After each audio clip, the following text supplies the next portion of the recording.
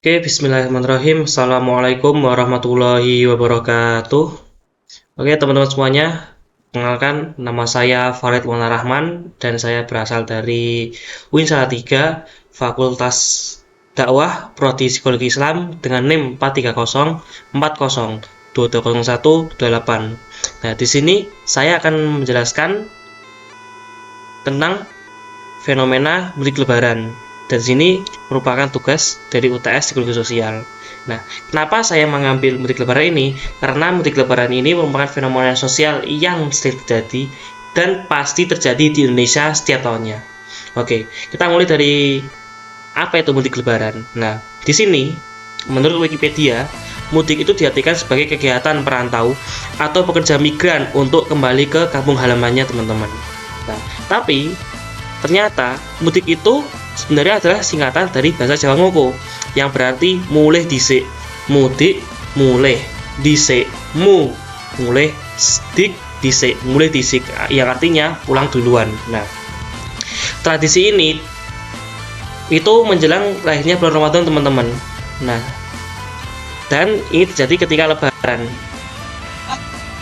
Seminggu menjelang lebaran, banyak bermunculan pasar atau toko yang menawarkan berbagai makanan dan minuman khas lebaran seperti kue-kue kering, ketupat, opor ayam, rendang, sirup, dan lain sebagainya. Selain bersilaturahim dengan berkumpul dan minta makanan bersama keluarga, lebaran itu juga identik dengan ziarah. Nah, jadi yang dimaksud ini adalah mungkin itu kembali ke kampung halaman untuk merayakan lebaran bersama keluarga-keluarga kita. Nah, di sini saya akan mengambil dua teori sosial, yaitu apa? Yang pertama adalah teori pertukaran sosial dan yang kedua adalah teori identitas sosial. Nah, teori yang pertama adalah teori pertukaran sosial, adalah konsep psikologis yang menjelaskan bahwa individu cenderung berperilaku berdasarkan pertukaran antara mereka dan orang lain.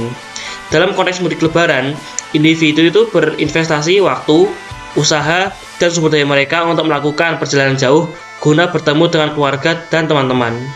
Hal ini bisa dilihat sebagai investasi sosial yang dilakukan oleh individu. Mereka mengharapkan imbalan dalam bentuk hubungan sosial yang positif, dukungan emosional, dan kebahagiaan. Melalui perjalanan ini, individu menciptakan dan memelihara hubungan dengan orang-orang yang penting dalam hidup mereka. Memelihara hubungan yang pada gilirannya akan memperkuat hubungan sosial dan kesejahteraan mereka. Perjalanan mudik lebaran juga dapat dianggap sebagai bentuk pertukaran sosial yang menguatkan ikatan keluarga dan teman-teman sehingga dapat membentuk dan memelihara jaringan sosial yang kuat. Kemudian yang kedua ada teori identitas sosial. Nah, ini mengacu bahwa konsep bahwa individu mengidentifikasi diri mereka sebagai bagian dari kelompok sosial tertentu dan bahwa identitas tersebut mempengaruhi perilaku dan pandangan mereka. Nah, secara mudik lebaran, individu itu secara sadar mengidentifikasi diri mereka sebagai anggota komunitas muslim. Nah, ini terlihat dari berbagai aspek ya, teman-teman. Seperti mengikuti ritual keagamaan, merayakan lebaran, dan berpartisipasi dalam kegiatan masyarakat seperti hanya halal bihalal atau mengadakan sebuah jamuan pada keluarga besar. Nah, dengan merayakan identitas muslim, mereka secara kolektif menguatkan rasa keanggotaan dalam komunitas dan merasa lebih dekat dengan sesama anggota komunitas muslim. Nah, selain itu, momen ini juga dapat menguatkan rasa solidaritas dan saling pengertian antara individu yang merayakan lebaran, yang pada gilirannya dapat memperkuat hubungan sosial di dalam kelompok tersebut. Nah, kemudian di dalam fenomena ini ada permasalahan, teman-teman. Nah, saya ambil dari 3 permasalahan nih, yaitu apa? Pertama tentang macet, tentang kecelakaan, dan keamanan rumah.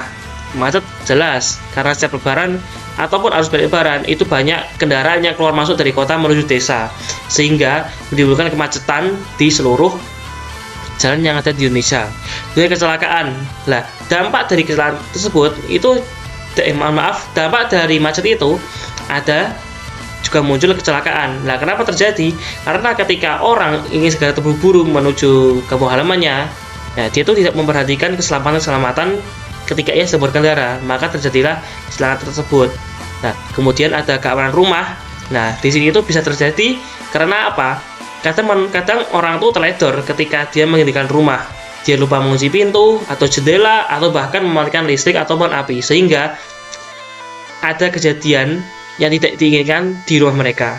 Nah, solusi yang dibutuhkan itu melakukan perencanaan. Lah, itu seorang tuh harus tahu dia tuh mau pergi kemana, tujuannya apa, dan berapa jaraknya, seberapa jauh jaraknya. Nah, dari situ dia tuh mempersiapkan segalanya, dari fisik, uang, mental, kendaraan diservis, uangnya banyak, terus kemudian dia mempersiapkan fisik biar apa? Biar menetralisir terjadinya kecelakaan. Nah, kemudian ini juga termasuk dalam manajemen waktu. Nah, kenapa macet terjadi? Karena orang itu tidak tahu ketika mereka berangkat atau pulang itu merupakan arus-arus terpuncaknya. Lah, bagaimana caranya? Lah, melakukan perencanaan sejak awal. Jadi dia itu harus tahu kapan dia keluar dan kapan dia masuk. Nah, kemudian ketika seorang itu pergi, orang tersebut itu harus memperhatikan rumahnya, teman-teman. Rumahnya itu harus dikunci, memperkuat keamanan, gembok harus dibeli, atau mengatur CCTV. Untuk apa? Untuk menghindari hal-hal yang tidak diinginkan dalam rumah. Oke, itu mungkin sekian dari saya. Kurang lebihnya mohon maaf. Wassalamualaikum warahmatullahi wabarakatuh.